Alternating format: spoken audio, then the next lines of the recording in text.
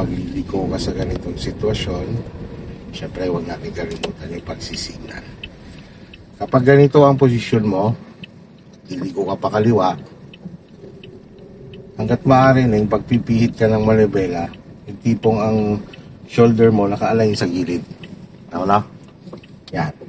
So, pagka naka-align na sa kagalaw, laging gagawin galaw bago pihit ng manibela, no? Tapos titignan mo lang yung unahan ng sasakyan mo. Ang goal mo kasi dyan, maiharap mo dito. Halimbawa lang na isagad mo si manibela, nakaganyan pa lang ang sasakyan mo, bumabalik ka lang ng manibela, no? Tapos, ang pag-control sa sasakyan, kumbaga, bitaw lang sa clutch na nagalaw lang siya mula. No? Kasi nga, lumiliko ka pa lang. Pag naituwid mo na, let go na si clutch. Yun yung sitwasyon na galing ka dito sa kabilang side, ano?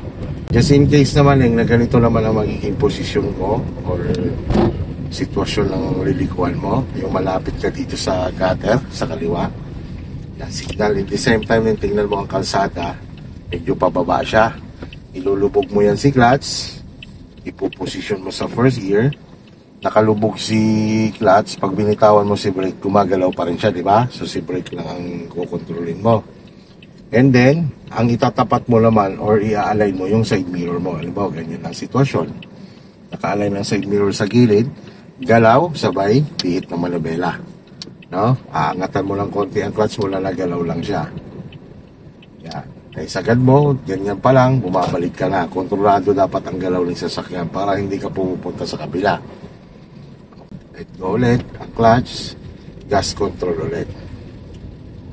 So may mga pagkakataon na pwede mo na namang hindi ilubog si clutch. No, katulad niya, naka first gear tayo. Kumbaga, gas control lang siya. Yan naman basta't huwag mong peprenuhan, hindi mamamatay yan ang makina. Yan, signal kaliwa. So, shoulder pa rin. Yan, ganyan. No? Yan, hindi na ako lumulubog ng clutch. Gina-gas control ko lang siya. No? Yun sa kaliwa, dalawang sitwasyon.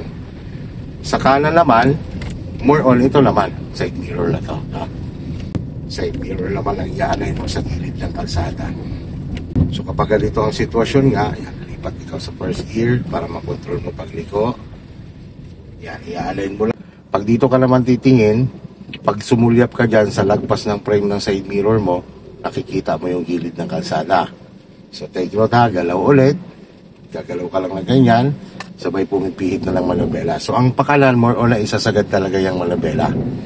Yan, sagad. In the same time, tinitingnan mo syempre yung gilid, yung side mirror mo sa kanan kung saan ka lumiliko. Ano? Yan.